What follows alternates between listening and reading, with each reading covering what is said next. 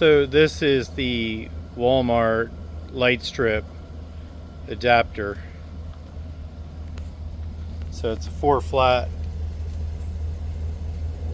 connector.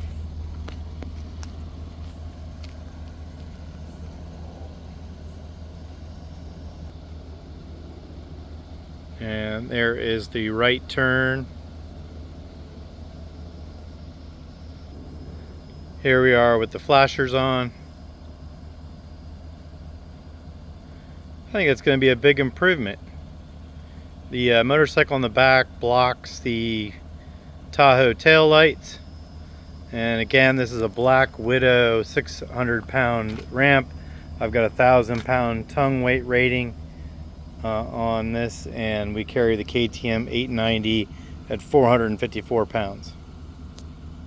Big improvement. I wish somehow the Black Widow just came with this. It's like a $20 Walmart add-on.